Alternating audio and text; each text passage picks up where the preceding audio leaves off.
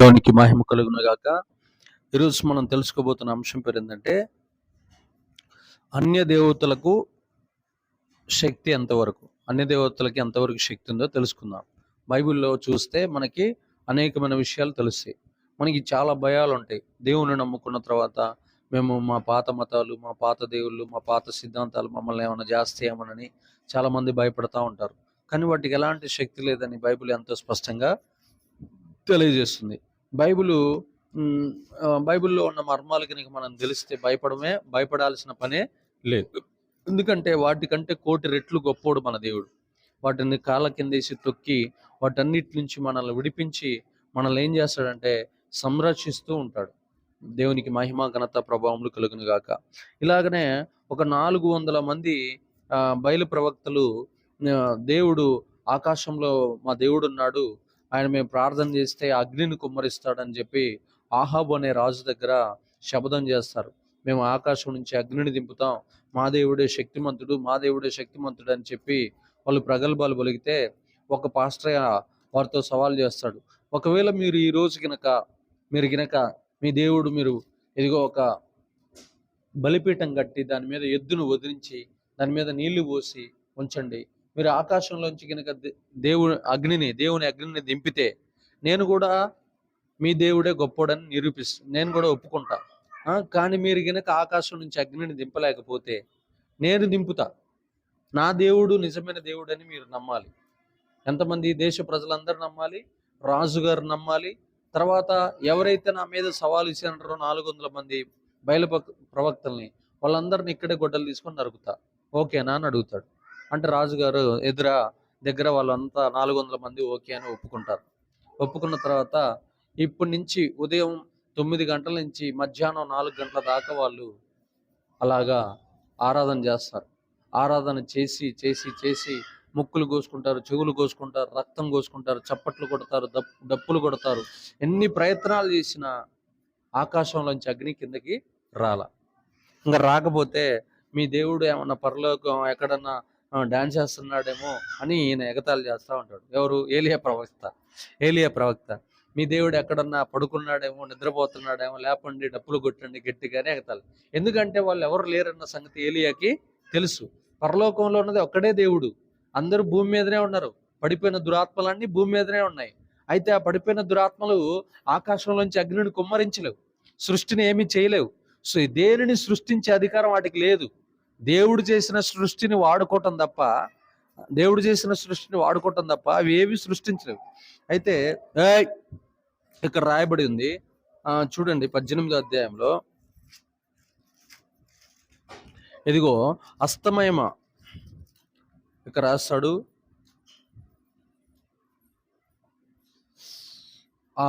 మొదటి రాజుల గ్రంథం 18వ అధ్యాయం 25వ వచనం. అప్పుడు ఏలియా బయలు ప్రవక్తలను పిలిచి, మీరు అనేకులై ఉన్నారు గనుక మీరే మొదట ఒక ఎద్దును కోరుకొని సిద్ధం చేసి మీ దేవత పేరును బట్టి ప్రార్థన చేయుడి. అయితే మీరు అగ్ని ఏమియో క్రింద వేయవద్దని చెప్పగా వారు తమకు ఇవ్వబడిన ఎద్దును తీసుకుని సిద్ధము చేసి ఉదయం మొదలుకొని మధ్యాహ్నం వరకు బయలా మా ప్రార్థన ఏమని బయలు పేరును బట్టి ప్రార్థన చేసిరి.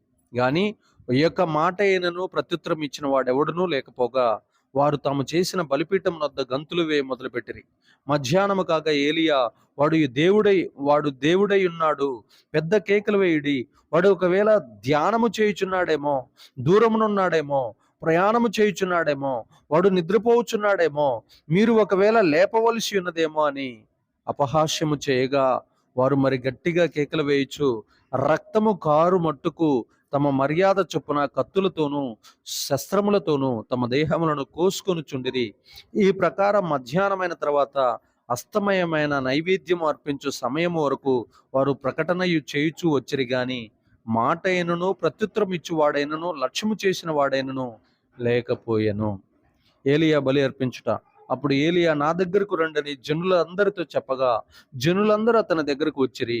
అతడు క్రింద పడద్రోయబడిన ఒక యెహోవా బలిపీఠమును బాగు చేసి యెహోవా వాక్కు ప్రత్యక్షమై, నీ నామమున ఇజ్రాయేలీయులలో వాగ్దానమునందిన యాకోబు సంతతి గోత్రముల లెక్క చొప్పున 12 రాళ్లను తీసుకుని ఆ రాళ్ల చేత యెహోవా నామమున ఒక బలిపీఠం కట్టించి దాని చుట్టూ 2 మాణికల గింజలు పట్టునంత లోతుగా కందకం ఒకటి త్రవ్వించి కట్టెలను క్రమంగా పేర్చి ఎద్దును తునకలుగా కోసి ఆ కట్టెల మీద ఉంచి జనులందరూ చూచుచుండగా మీరు 4 తొట్ల నిండా నీళ్లు నింపి దహనబలి పశుమాంసముల మీదను కట్టెల మీదను పోయుడని చెప్పాను.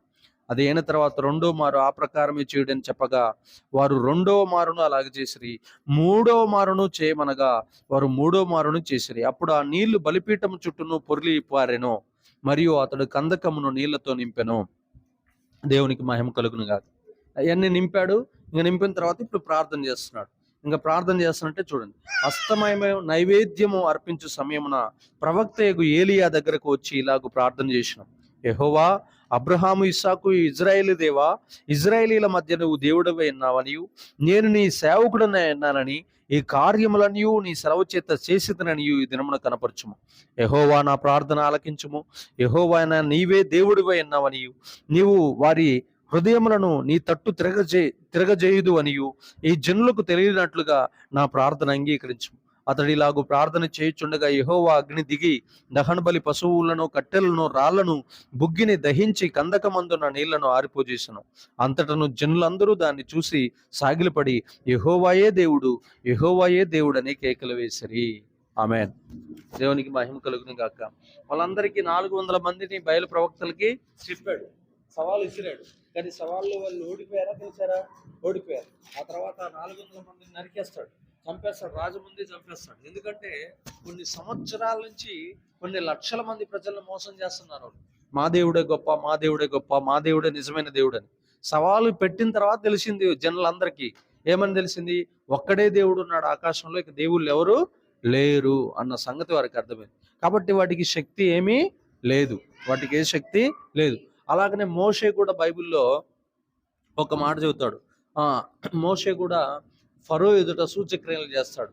అయ్యా, ఇదిగో మా ప్రజలు వెళ్ళాలనుకుంటున్నారు, మరి నువ్వు వద్దు, అడ్డం రాగాకు, మేము వెళ్ళిపోదాం అనుకుంటున్నాం అంటే అక్కడ ఫరో అనేటటువంటి వాడు, అసలు మీకు దేవుడు లేడు, మేము మిమ్మల్ని పంపియ్యము, అసలు మీరు ఇక్కడే ఉండాల్సింది, మాకు బానిసలుగా ఉండాల్సిందే అని చెప్పి ఎన్నో కుట్రలు కుతంత్రాలు చేస్తాడు. చూద్దాం. నిర్గమాకాండం 8వ అధ్యాయం ఒకసారి చూస్తే నిర్గమాకాండం 8వ అధ్యాయంలో మనకి ఈ విషయాలు కనపడతాయి. నిర్గమాకాండం 8వ అధ్యాయం 18 నుంచి 19 వచనాలు. 8వ అధ్యాయం 18 నుంచి 19 వచనాలు చూస్తే శకునగాండ్రు కూడా పేర్లను పుట్టించవలనని తమ మంత్రముల చేత అట్లు చేసిరు గాని అది వారి వలన కాకపోయిను. పేలు మనుషుల మీదను జంతువుల మీద ఉండగా శకునగాండ్రిది దైవశక్తి అని ఫరోతో చెప్పిరి. అయితే యెహోవా చేసినట్టు ఫరో హృదయం కఠినమాయను, అతడు వారి మాట వినకపోయాను. చూడండి, పేలును కూడా తయారు చేశాడు. మమ్మల్ని పంపించకపోతే మీ దేశంలో అందరి మీదకి పేలు వస్తాయని చెబితే, అయినా కానీ ఆ సూచనల క్రియలు చూసి కూడా ఫరో కఠినంగానే ఉంటున్నాడు. కానీ నేను మిమ్మల్ని పంపినని చెప్పి అనేక రకాలుగా మోషేని బాధపెడుతున్నట్టు మనం చూస్తున్నాం. కానీ ఇక్కడ చూడండి, ఐగుప్తు శకునగాండ్రు, ఇక్కడ మోషే పేర్లను సృష్టించాడు, కానీ ఐగుప్తు శకునగాండ్రు, జ్యోతిష్కులు, మాంత్రికులు ఆ పేర్లను సృష్టించలేకపోయారు. ఎందుకు సృష్టించలేకపోయారు? వాళ్ళ దేవుళ్ళకి ఆ శక్తి లేదు, ఆ దేవుళ్ళకి ఆ శక్తి లేదు. మోషే పేర్లను సృష్టించాడు ప్రార్థన చేసి, కానీ వాళ్ళు మాత్రము పేర్లను సృష్టించలేకపోయారు. కారణమైంది, వాళ్ళ దేవుళ్ళకి అంత శక్తి సామర్థ్యములు లేవు. అవన్నీ ఉట్టి బొమ్మలు, రాతి బొమ్మలు, అవన్నీ విగ్రహాలు అన్న సంగతి మోషేకు తెలుసు. కాబట్టే మోషే వాటన్నిటిని ఎదిరించినట్లు మనం బైబిల్లో చూస్తున్నాం. ఇక 3వ విషయాన్ని కనుక చూస్తే మొదటి సమూయేలు గ్రంథము 5వ అధ్యాయంలో, మొదటి సమూయేలు గ్రంథం 5వ అధ్యాయం, ఇవన్నీ బైబిల్లో ఉంటాయి. ఇవన్నీ మీరు చూసుకోవాలి. చూస్తూ ఉంటుంటే మీకు అర్థమవుతుంది. మొదటి సమూయేలు గ్రంథం 5వ అధ్యాయం 1 నుంచి 5 వచనాలు చూస్తే ఫిలిస్తీన్లు ఇజ్రాయేలీలను ఓడించిన దేవుని మందసాన్ని పట్టుకుని వచ్చి వారి దేవత గుడిలో పెడతారు. అయితే ఆ దేవత ఆ మందసం ముందు ఏమైపోతుందంటే పగిలిపోయి, తలకాయ ఇరిగిపోయి, చేతులు కాళ్ళు నరకబడి ఆ యెహోవా దేవుడి మందసం ముందు సాగిలి పడతారు. ఎందుకంటే గుడిలో పెట్టారు, గుడిలో పెట్టి తాళం వేసి ఇంటికి వచ్చారు. ఇంటికి వస్తే మరి ఎవరొచ్చి ఆ దేవత, దాగోను దేవత యొక్క తల నరికేశారు, దాని చేతులు కాళ్ళు నరికేశారు. దేవుడే దిగొచ్చాడు రాత్రికి రాత్రి గుళ్ళోకి. దిగొచ్చి ఏం చేశాడు? వాళ్ళ దాగోను దేవత గుడి ఉన్న దేవతల తలకాయని నరికేశాడు. చూద్దాం. మనం గనక చూస్తే ఏగో దాగోను సమూల నాశనం చేయబడ్డ ఫిలిస్తీన్లు దేవుని మందసమును పట్టుకుని ఎబెనేజర్ నుండి ఆస్టోదునకు తీసుకుని వచ్చి దాగోను గుడిలో దాగోను ఎదుట దాన్ని ఉంచిరి. ఎక్కడంట? దాగోను గుడిలో. దాగోను అనేది ఒక దేవత. దాగోను గుడిలో దాగోను దేవత ఎదుట దాన్ని ఉంచిరి.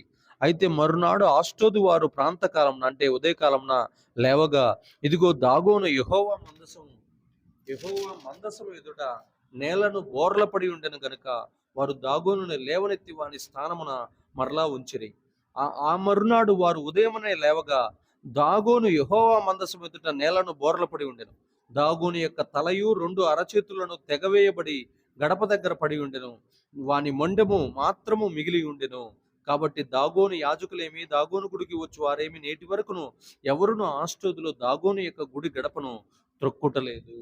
చూడండి, మూడో విషయాన్ని మనం చూస్తే ఏం కనిపిస్తుంది అక్కడ? ఏం కనిపిస్తుంది?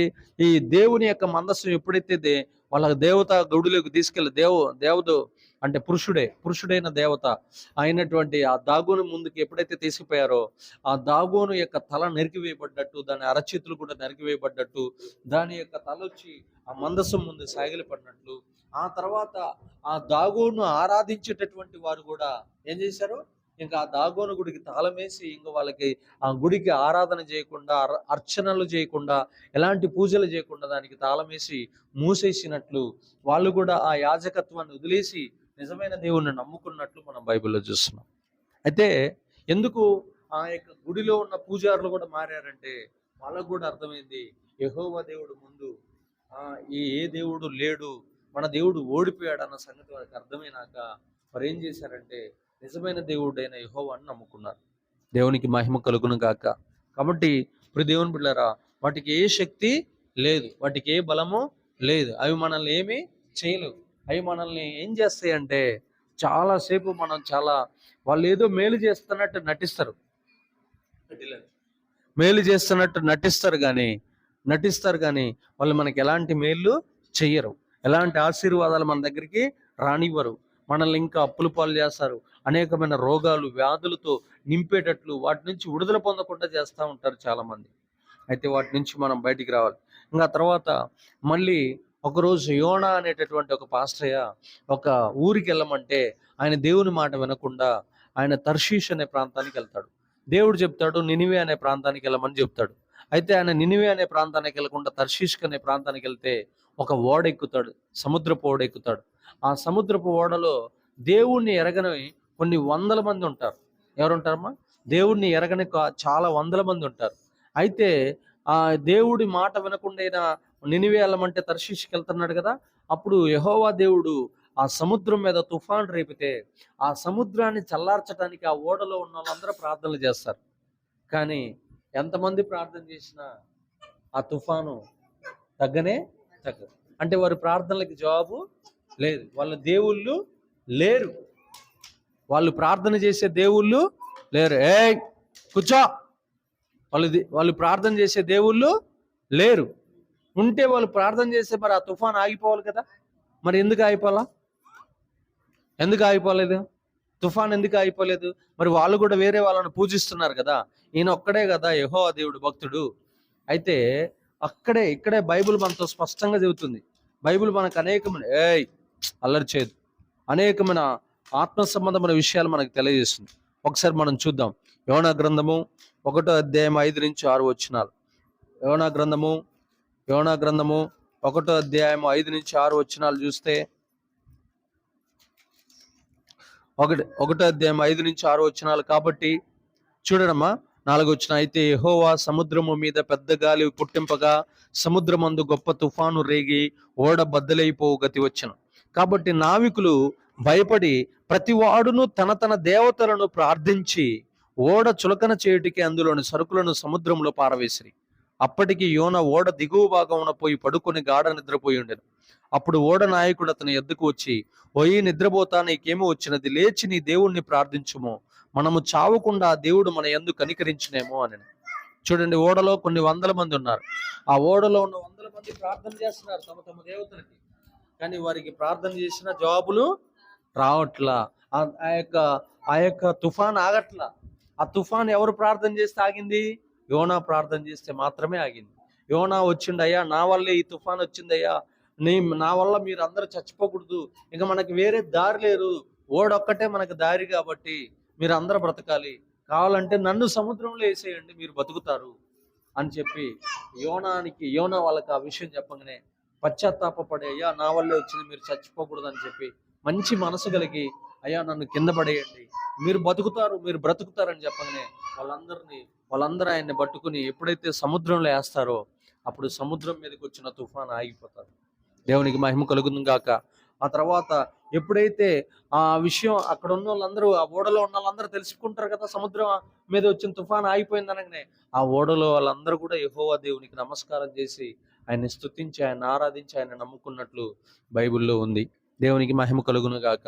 చూడండి ప్రియ దేవుని బిడ్డలారా, వారు దేవుళ్ళకి ఆ మరణకరమైన సమస్యలు వచ్చినప్పుడు ప్రార్థన చేశారు, కానీ వారికి ఏ శక్తి లేదని, ఆ తుఫాన్ ఆపే శక్తి వారికి లేదని, ఆ తుఫాన్ నుంచి విడిపించే శక్తి, ఆ మరణాపాయాల నుంచి విడిపించే శక్తి వారికి లేదని క్లియర్గా అక్కడ మనకి అర్థమవుతుంది.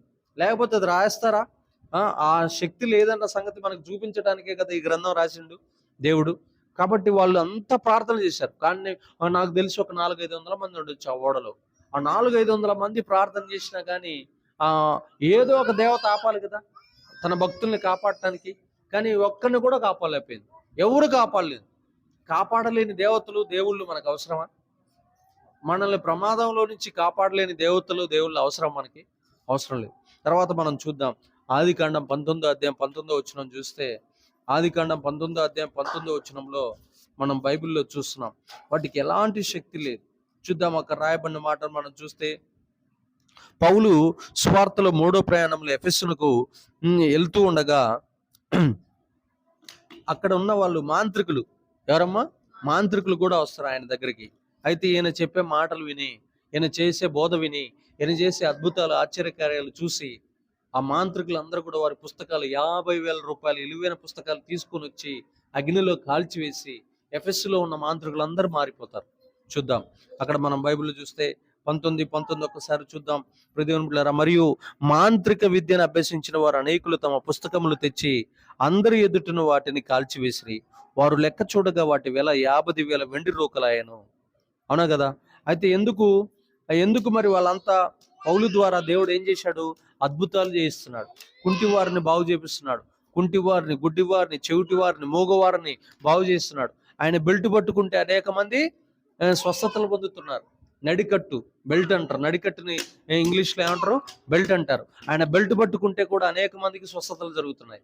అరే, ఒక మనిషి ఓన్లీ జస్ట్ ఈయన నీడబడ్డా, ఈయన మాట తగిలినా, ఈయన చెయ్యి తగిలినా, ఈయన బెల్ట్ తగిలినా, ఈయన వస్త్రాలు తగిలినా కానీ మనుషులు బాగైపోతున్నారని చెప్పి మనం ఇన్ని విద్యలు నేర్చుకుంటున్నాం, ఇంతమందిని బలులు ఇస్తున్నాం, ఇన్ని త్యాగాలు చేస్తున్నాం, అన్ని రాత్రులు బట్టలు ఇడిచి తిరుగుతున్నాం, ఎన్నో హోమాలు చేస్తున్నాం, ఎన్నో బలులు అర్పిస్తున్నాం, అయినా కానీ మన వల్ల కాంది. ఈయన నడుచుకుంటూ పోతుంటేనే, ముట్టుకుంటేనే స్వస్థతలు, అద్భుతాలు, ఆశ్చర్యకార్యాలు జరుగుతున్నాయని చెప్పి ఆ ఎఫెస్లో ఉన్న మాంత్రికులందరూ కూడా మారిపోయి యేసుప్రభువారిని నమ్ముకొని, యేసుప్రభువారిని విశ్వసించి, వారి దగ్గర ఉన్నటువంటి ఆ మంత్ర విద్యలు కలిగినటువంటి పుస్తకాలన్నీ తెచ్చి అగ్నిలో కాల్చేసినట్లు అవి 50,000 వెండి రూకలుగా రూకలైన 50,000 వెండి రూకలతో సమానమైన ఖరీదు కలిగిన పుస్తకాలుగా వారి దగ్గర ఉన్న వాటిని అగ్నిలో కాల్చేసినట్లు మనం బైబిల్లో చూస్తున్నాం.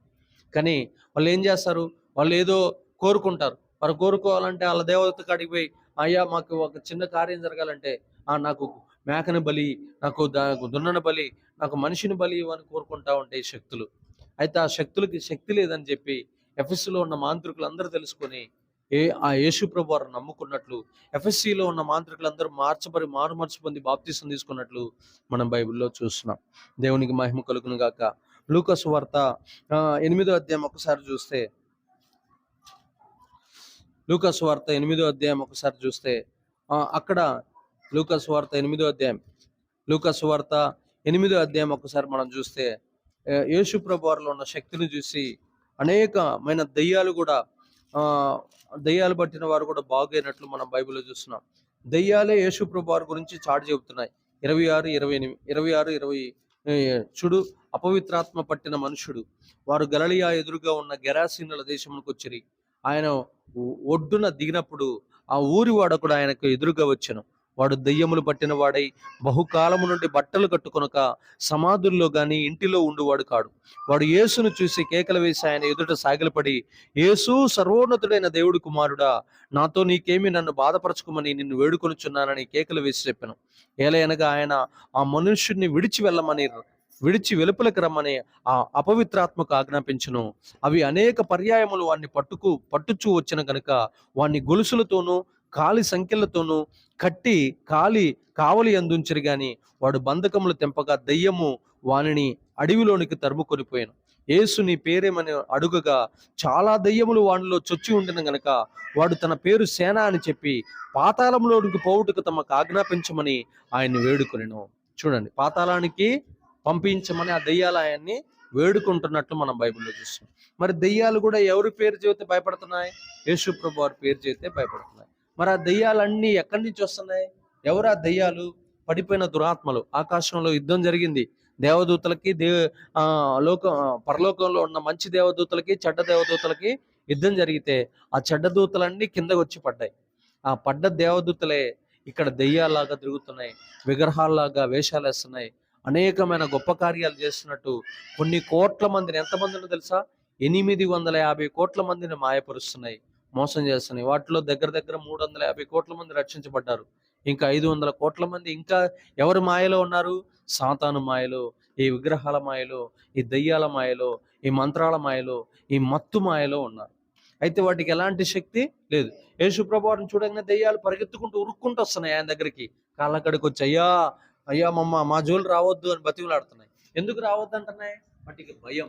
వాటికి నిజమైన దేవుడు ఎవరో తెలుసు కాబట్టి. మరి మనం ఇలాంటి దేవుడిని ఆరాధించాలా?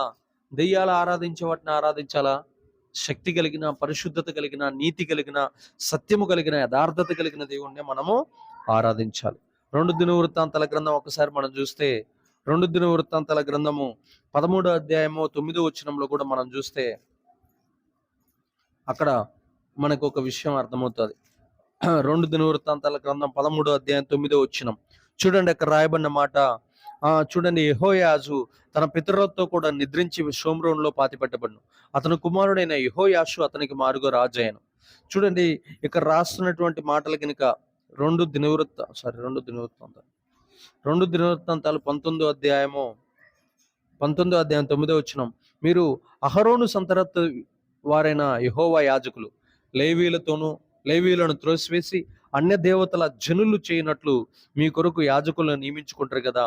ఒక కోడనైనను 7 గొర్రె పొట్టేళ్లతోనూ తన్ను ప్రతిష్ఠించుటకై వచ్చు ప్రతివాడును దైవములు కాని వాటికి యాజకుడగుచున్నాడు.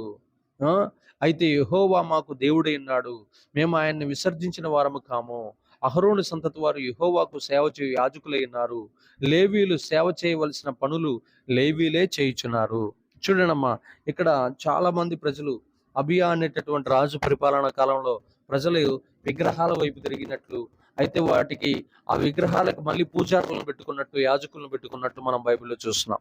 అయితే అప్పుడు వారు చెబుతున్నారు, లేవీలు చెప్తున్నారు, మేము మాత్రం ప్రాణం పోయిన అన్య దేవతలను ఆరాధించాం, ఆ యొక్క పడిపోయిన దురాత్మలని, ఆ చెడిపోయిన దయ్యాలను మేము ఆరాధించాం, మేము పరలోకంలో ఉన్న పరిశుద్ధ దేవుడిని మాత్రమే మేము ఆరాధన చేస్తాం, ఒకే ఒక్క దేవుడు ఉన్నాడు, ఆ ఒక్క దేవుణ్ణి మాత్రమే మేము ఆరాధన చేస్తాం, కానీ ఇక ఏ దేవుణ్ణి మేము ఎన్ని కష్టాలైనా రాని, ఎన్ని బాధలైనా రాని, ఎన్ని ఇరుకులైనా రాని, ఎన్ని శోధనలైనా రాని, మాకు పరలోకం ఇచ్చే దేవుడి వైపే మేము చూస్తాం, కానీ నరకానికి తీసుకెళ్లే దేవతల వైపు మేము చూడమని చెప్పి అక్కడ లేవీలు, అక్కడ ఉన్నటువంటి అహరోను సంతతి వారైనటువంటి యాజకులు అక్కడ ఉన్నటువంటి ప్రజలతో, అక్కడ ఉన్నటువంటి ఇజ్రాయేలీల ప్రజలతో చెబుతున్నట్లు మనం బైబిల్లో చూస్తున్నాం. కాబట్టి ప్రియ దేవుని బిడ్డలారా, మనల్ని ప్రలోభ పెడతా ఉంటారు, మనల్ని తినమని చెబుతూ ఉంటారు, మనల్ని తాగమని చెబుతూ ఉంటారు, మనల్ని ఏం కాదులే ఒక్కసారి పండక్కి రా, జాతరకు రా అని పిలుస్తూ ఉంటారు, మనల్ని మన దేవుణ్ణి ఆరాధించుకుంటూ చేస్తూ ఉంటారు, మనల్ని తప్పిపోయేటట్లు చేస్తారు, మన దేవుడే మనల్ని కొట్టేటట్టు చేస్తూ ఉంటారు. అయితే ఈ విషయాల్లో పూర్తి అవగాహన మనకి రావాలి. మనం వాళ్ళ యొక్క మాయలో పడిపోకూడదు. వాళ్ళు ఏది చెప్తే మనం అది వినకూడదు. మనము మన నిజమైన దేవుణ్ణి మాత్రమే సేవించి ఆరాధన చేయాలి. ఆయనకి మనం ప్రార్థన చేయాలి.